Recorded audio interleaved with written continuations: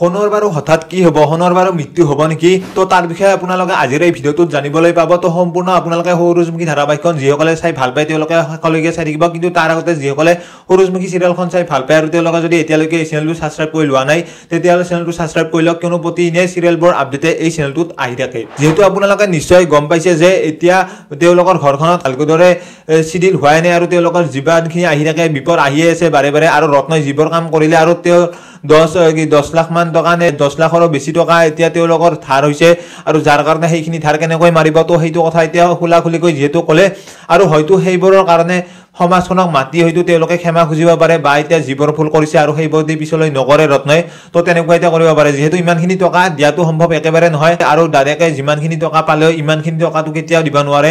তো সেইবাবে হয়তো এতিয়া তেওঁলোকে তেনেকুৱা কাম এটা কৰিবলৈ গৈ আছে আৰু লাহেকৈ যিহেতু এতিয়া আপোনালোকে গমে পাইছে যে পৰীক বিয়া পাতিলে যি মাকে আশীৰ্বাদ কেতিয়াও নিদিয়ে আৰু তেওঁলোকৰ ঘৰখনত তেনেকৈ থকাটো সুবিধা নহ'ব আৰু সেইবাবে এতিয়া অনুস্মিতাৰ দাদাকে চিন্তাত পৰিব আৰু মাকৰ কথা মানিব নে এতিয়া পৰীৰ কথা ভাবিব। আৰু যদি এইবাৰো তেনেকুৱা কৰে তেতিয়াহ'লে দি পৰীয়ে আকৌ ক্ষমা নকৰে দি অনুস্মিতাৰ দাদাকক, তো সেইটো কথা এতিয়া ভালদৰে বুজি পাব আৰু এতিয়া কাক এৰিব কাক নেৰে তো সেইটো আপোনালোকে অতি সোনকালে বা আজিৰ খণ্ডত এতিয়া আপোনালোকে দেখিবলৈ পাব। তো বাকী ভিডিঅ'টো ছিল ইমানে। যিসকলে ভিডিঅ'টো চাই ভাল পালে তেওঁলোকে লাইক এটা কৰি দিয়াৰ লগতে কমেণ্ট কৰি জনাবলৈ নাপাহৰিব। লগ পাম এটা নতুন ভিডিঅ'ৰ সৈতে। তো আজিৰ ভিডিঅ'টো এইখিনিয়ে।